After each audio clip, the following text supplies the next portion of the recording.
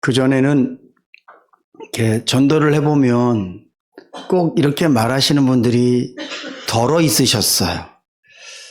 나는 예수 믿지 않지만 내 아내가 교회 권사고 새벽마다 가서 기도하고 일요일이 되면 한 번도 빠지지 않고 예배드리고 나는 예수 안 믿지만 나중에 천국은 갈 거야. 어떻게 천국을 갈 거냐면 내 마누라 치마 꽉 붙잡고 있다가 나는 꼭 천국 갈 거야. 그러니까 나보고 예수 믿으란 말 하지 마세요. 난 예수 안 믿어도 부인 치마만 붙잡고 있으면 나는 천국 가요. 이분은 믿음에 대해서 전혀 모르기 때문에 그래도 나를 위해서 기도해주고 나를 사랑하고 하나님한테 온전히 헌신한 부인이 있으니까 마치 세상처럼 누구 백으로 뭐가 되듯이 나는 내 부인 백으로 천국 갈 수 있겠지 막연한 그런 기대감을 갖고 사시는 분들이 덜어 있었어요. 여러분들은 그렇게 생각하지 않으시죠? 아버지가 아무리 목사를 한다 할지라도 내가 믿음이 없으면 지식적으로는 알지만 하나님과 나는 아무런 관계가 없는 거예요. 마치 옆집에 사는 아저씨에 대해서 내가 너무 잘 알아요. 성이 나랑 같네.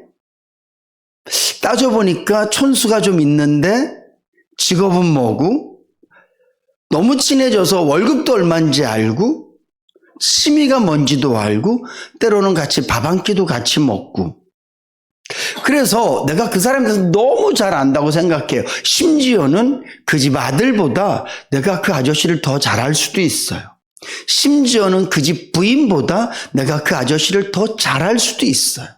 근데 중요한 건 관계는 없어요. 너무나 많은 사람들이 지식이 방대한 세상 속에 살면서 하나님에 대해서도 너무 잘 알아요. 스마트폰만 딱 열고 내가 원하기만 하면 하나님이 어떤 존재인지, 기독교에서는 하나님을 뭐라고 말하는지, 그분이 어떤 일을 했는지에 대해서 쭉 알 수 있어요. 어쩌면 열정적으로 공부하고 집중해서 연구한 사람들은 저보다 하나님에 대해서 더 많이 알 수도 있어요.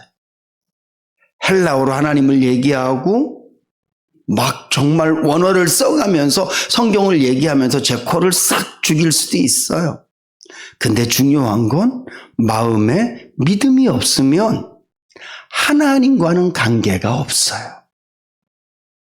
비록 내가 하나님에 대해서 많이 알지 못해도 내가 그분에 대해서 박식하지 않아도 가장 중요한 관계, 예수 그리스도께서 내 죄 때문에 죽으셨고 하나님의 은혜로 말미암아 내 안에 믿음이 와서 그 믿음으로 나는 하나님을 나의 아버지로 고백합니다.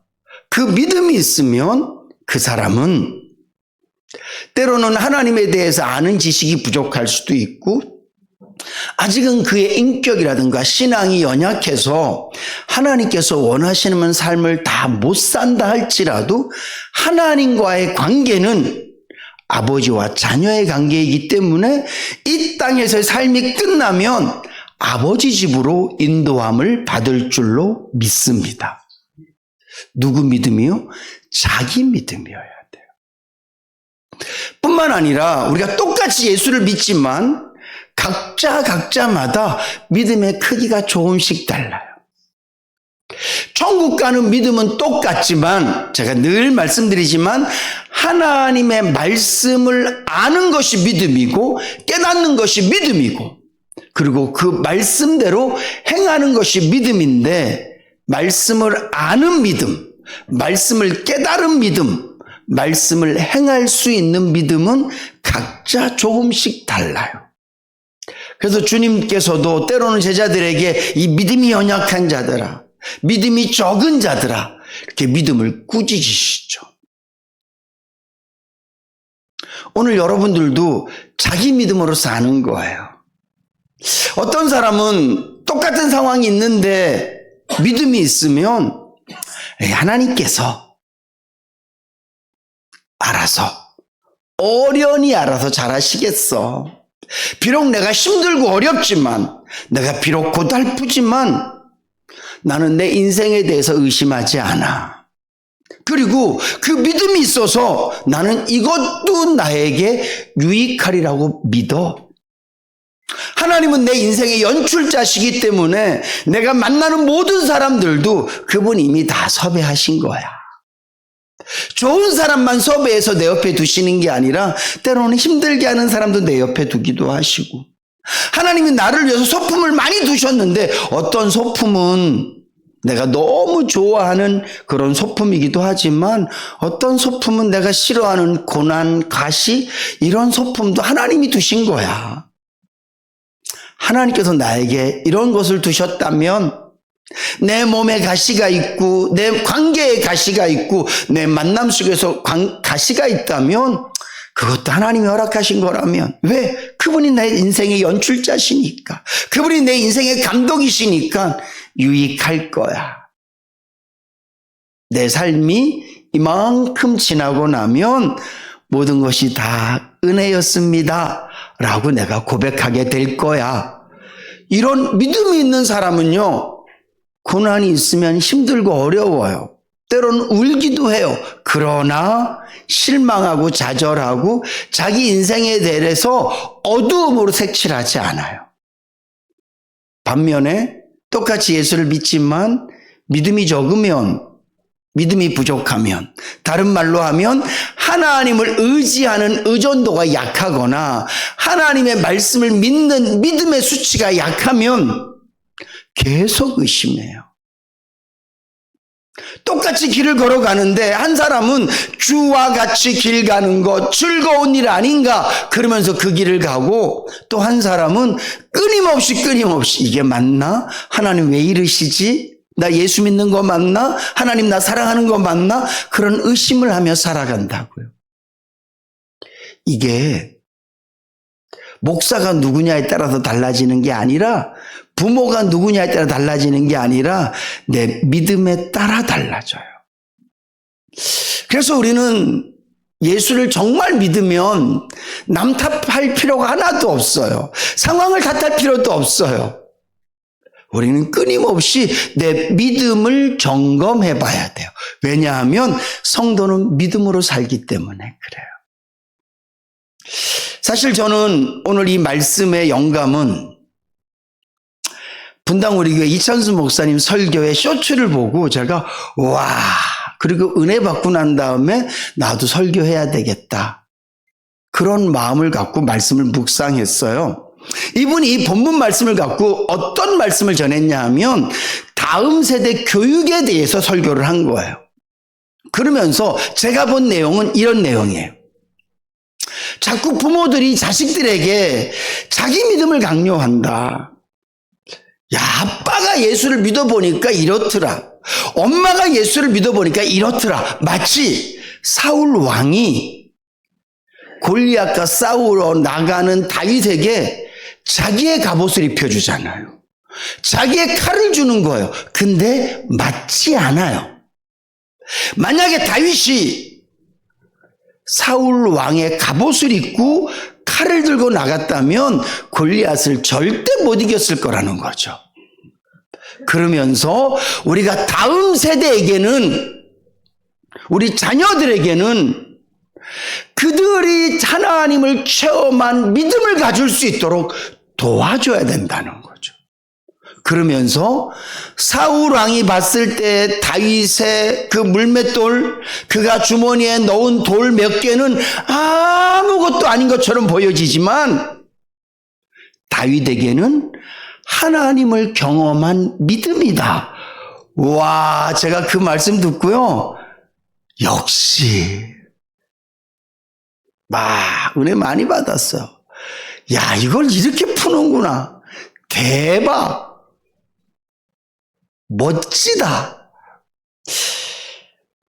제가 뭐 누구를 더 좋아하거나 누구를 뭐 이렇게 비하하거나 그러지 않는데, 뭐 이찬수 목사님이 어떤 목회를 하고 계시고 특별히 교육에 대해서 어떤 마음이 있고 너무 도전받을 게 많고 그렇지만, 제가 이렇게 막 모토로 하고 난 저분처럼 돼야지 그런 분은 아니신데, 갈 길이 너무 다른 것 같아서. 사이즈도 다르고. 근데 그분 설교 듣고 와, 대박. 죄송합니다, 이런 표현을 써서. 이 본문을 이렇게 풀 수 있다고? 와, 천재 아니야?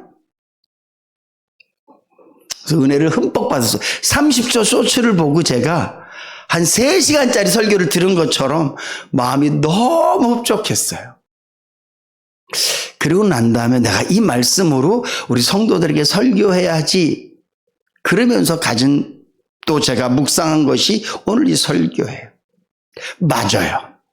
제가 여러분들에게, 저는 이런 하나님을 만났습니다. 저는 제 삶에 하나님이 이렇게 역사하셨습니다. 아무리 얘기를 해도 여러분들이 하나님에 대한 경험치가 없으면 사실은 이것은 남의 영웅담이에요. 남의 능력이에요. 오늘 이 본문 말씀에는요, 사울 왕뿐만 아니라 너무나 많은 이스라엘 군인들이 거기에 있어요. 피가 끓는 청춘들이 거기 있단 말이죠. 이미 사울은 왕이 되고 난 다음에 많은 전쟁에서 승리를 맛봤던 사람이에요. 근데 중요한 건 골리앗이라는 거대한 사람이 딱 섰을 때 그들이 지금까지 경험한 하나님, 이것이 무용지물이 되는 거예요. 와, 내가 이렇게 큰 상대와 싸워본 적이 있었나? 아무리 계산을 해봐도 야, 이 정도로 차이가 나는 사람하고 싸워본 적이 있었나? 이거는 아닌 것 같아. 그리고 내려놓는 거죠. 근데 오늘 다윗의 고백을 들어보세요. 왕이시여, 나는요 곰하고도 싸워봤어요. 나는 사자하고도 싸워봤어요. 모두가 다윗보다 훨씬 더 힘이 있는, 훨씬 더 큰 상대와 싸워서 자기가 이겨본 거예요. 근데 그 싸워서 이긴 근원이 뭐다? 나의 하나님이라는 거죠. 다윗에게는 자신을 도와서 이기게 하신 하나님에 대한 믿음이 있었어요. 그리고 그 믿음의 도구가 돌멩이 몇 개, 돌팔매질 할 수 있는 그 기구, 이게 그에게 이길 수 있는, 하나님께 쓰셨다라는 믿음의 도구가 된 거예요. 그래서 다윗은 걱정하지 마세요. 왕이시여, 염려하지 마세요. 당신이 뭘 걱정하는지 알아요. 제가 지금 무슨 동네 꼬마들끼리 싸우는 골목대장 뽑는 싸움에 나가는 게 아니라 한 나라의 승운을, 성쇠를 좌우하는 이 엄청난 전쟁에 나가는 거 저도 알아요. 내 앞에 있는 상대가 이스라엘의 모든 장군들이 벌벌 떨 만큼 두려운 상대라는 것도 제가 알아요. 근데 중요한 건 모두의 계산보다 내가 믿는 하나님이 더 커요. 두려워하지 마십시오. 사울왕이 어줍지 않게, 그래? 좋다. 내가 너에게 은혜를 베풀겠다. 내 갑옷을 입어라. 내가 너에게 은혜를 베풀겠다. 내 칼을 들어라. 아니요. 사울 왕의 것으로는 다윗이 나가 싸울 수 없는 거예요. 사랑하는 성도 여러분, 여러분들이 아무리 많은 간증책을 읽어도, 여러분들이 여기에 나오는 수없이 많은 성경에 나오는 인물들의 이야기를 읽어도 이것이 여러분들의 믿음이 되지 않으면, 아무리 좋은 말씀들이 있어도 이 말씀이 내 말씀이 되지 않으면 우리는 지식적으로는 다 할 수 있을 것 같아요. 근데 막상 현장에 나가면 다 무너지고 깨질 수밖에 없어요. 왜냐하면 내 믿음이 없기 때문에 그래요. 내가 하나님에 대한 경험이 없기 때문에 무너지고 쓰러지는 거예요. 사랑하는 성도 여러분, 누구의 하나님이 아니라 여러분들의 하나님 되실 수 있기를 주님의 이름으로 축복합니다. 누가 말했던 말씀이 아니라 나의 말씀이 되실 수 있기를 주님의 이름으로 축복합니다. 누가 경험한 성령 하나님이 아니라 내가 경험한 성령님이 되실 수 있기를 주님의 이름으로 축복합니다. 그러면 여러분들은 살 수 있어요. 그러면 여러분들은 살 수 있어요. 나의 하나님이 되면 골리앗이 아니라 골리앗보다 몇 배나 더 크고 놀라운 능력 있는 적이 있다 할지라도 싸울 수 있어요. 왜냐하면 하나님은 전능하신 하나님이시기 때문에 그래요. 그 하나님이 나의 하나님이기 때문에 그래요. 사랑하는 성도 여러분, 이 시간 다시 한 번 더 여러분들 마음속에 나의 믿음은 무엇인지 한번 돌아보세요. 내 믿음으로 무엇을 할 수 있는지 한번 돌아보세요. 사울 왕이 믿음이 하나도 없었던 건 아니에요. 그의 형들이 믿음이 하나도 없었던 것은 아니에요. 그러나 골리앗과 싸울만큼의 믿음은 안 됐던 거예요. 저는 우리 인해교회 성도님들이 믿음이 없다 이렇게 말씀드리고 싶지 않습니다. 여러분들에도 각자 자기 믿음이 있을 거예요. 근데 그 믿음이 고난을 이길 만큼이 안 되는 거예요. 그 사람을 사랑할 만큼이 안 되는 거예요. 그 상황 속에서 견디고 버티고 감사하고 기뻐할 만큼 믿음이 안 되는 거예요.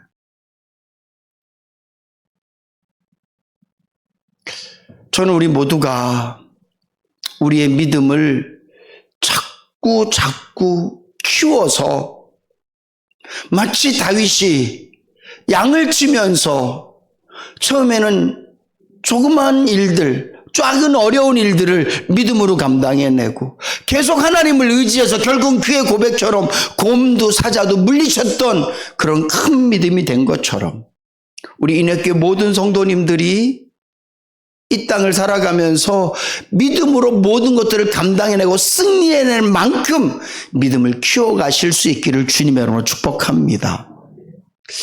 우리의 믿음의 첫 시작점은 말씀이에요.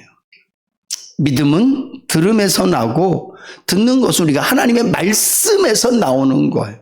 그래서 내가 하나님의 말씀을 많이 알아야 되는 이유는 무슨 성경 퀴즈했을 때 아니면 누구에게 뭐 말할 때 하나님의 말씀으로 뭘 어떻게 하고 그래서가 아니라 결국은 이 말씀이 곧 믿음이 되기 때문에 우리는 말씀을 끊임없이 읽고 묵상하고 암송해야 될 줄로 믿습니다.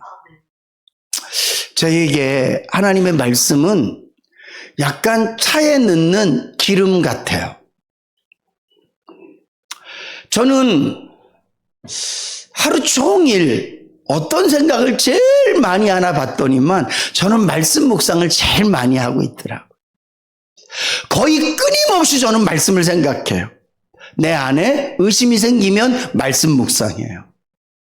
제 안에 욕심이 생기면 말씀 묵상해요. 제 안에 하나님께서 기뻐하시지 않는 것들이 일어나면 바로 말씀 묵상해요.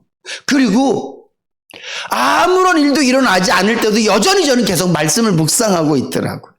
어떨 때는 설교하려고 말씀을 묵상하고 어떨 때는 아침에 말씀을 보내려고 말씀을 묵상하고 어떨 때는 힘들어서 말씀을 묵상하고 즐거워서 말씀을 묵상하고 그래서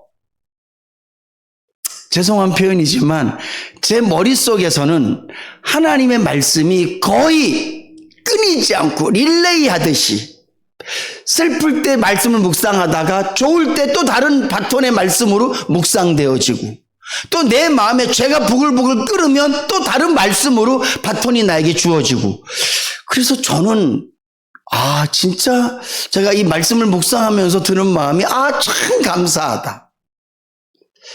나는 내 생각이 거의 말씀으로 이렇게 계속 연결되어지는구나.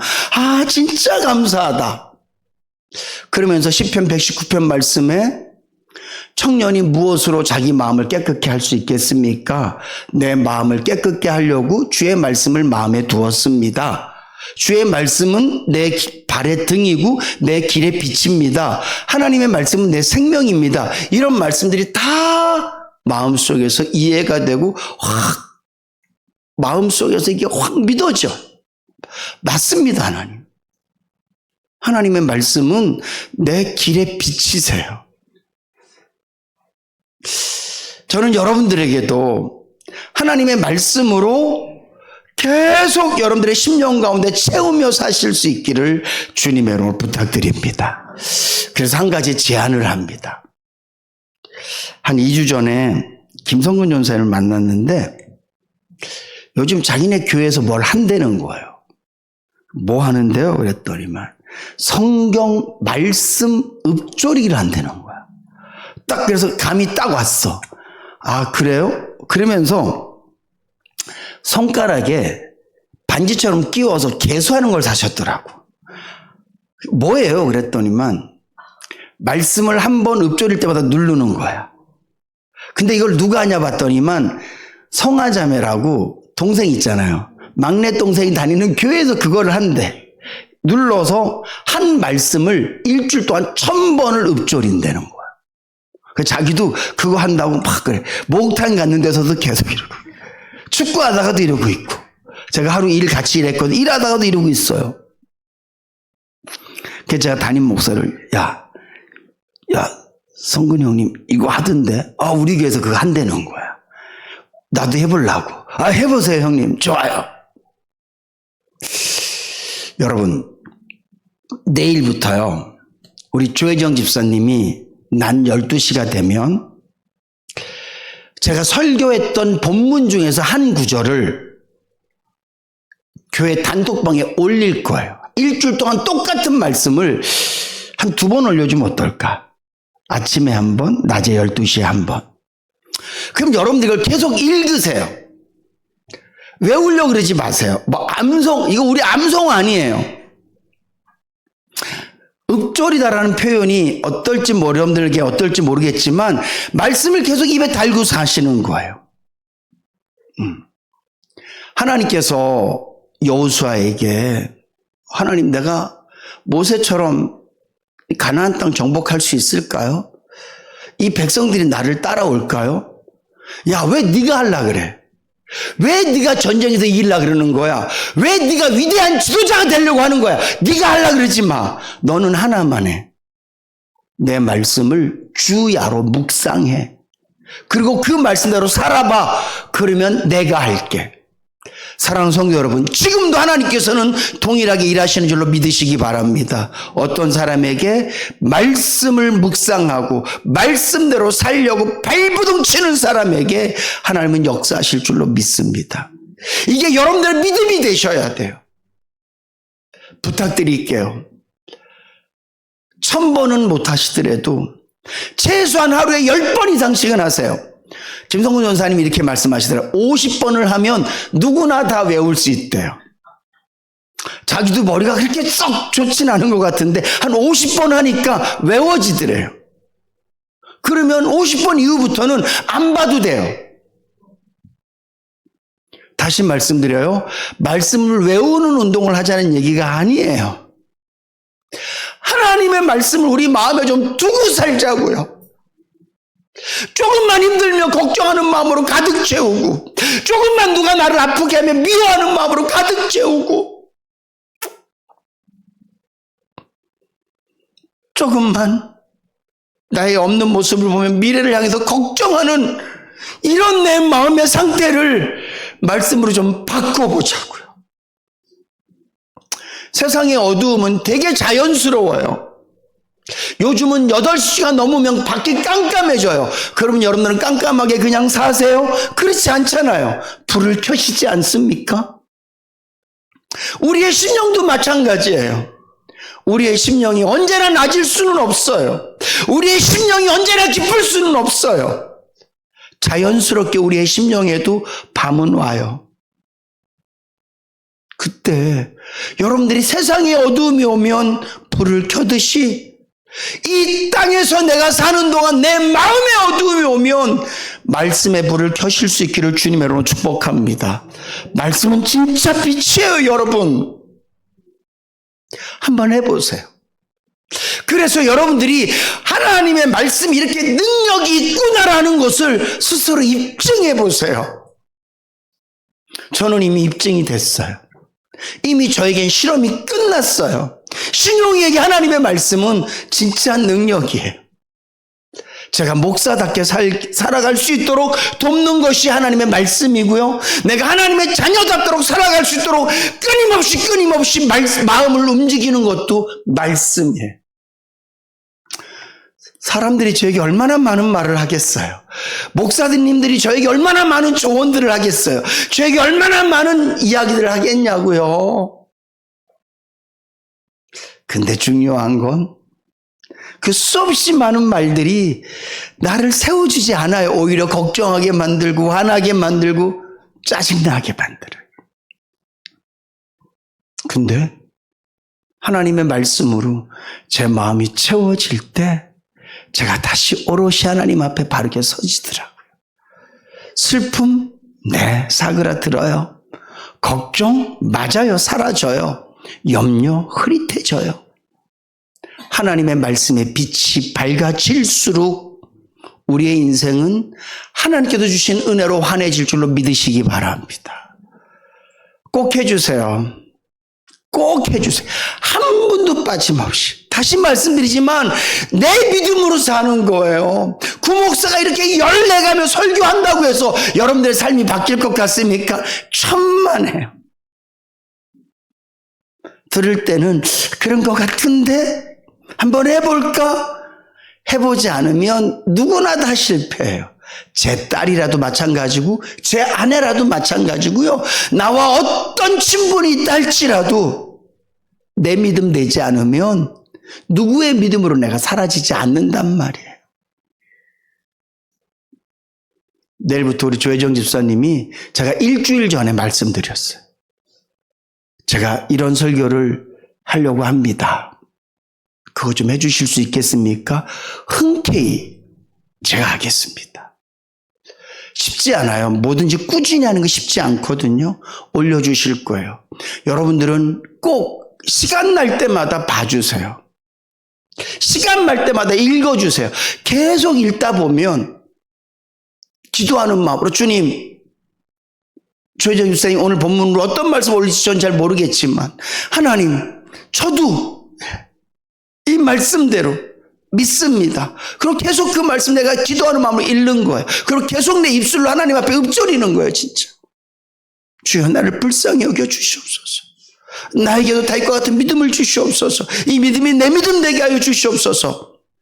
하나님의 말씀은 살았고 좌우의 어떤 날성검보다 예리해서 우리의 심령 골수를 쪼개게 해도 나무 믿는 줄로 믿으시기 바랍니다.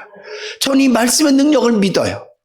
그래서 여러분들에게 눈꼽만큼도 부끄러움이라든가 눈꼽만큼도 거짓스러운 마음이 없이 이 말씀을 전할 수 있어요. 자신의 믿음으로 사는 겁니다. 말씀과 기도, 여러분들이 자꾸 하나님 앞에서 순종하는 마음으로 행하셔서 말씀과 기도를 통해서 여러분들의 믿음이 자라서 세상이 바뀌어질 거라고 믿지 마세요. 사람이 좋아질 거라고도 믿지 마세요. 그러나 하나님의 말씀을 통해서 얻는 믿음, 하나님을 믿는 믿음으로 내가 바뀌어지면 세상은 감당해낼 만한 것인 줄로 믿고 사실 수 있기를 주님으로 축복합니다. 여러분들의 믿음으로 사실 수 있기를 주님으로 축복합니다.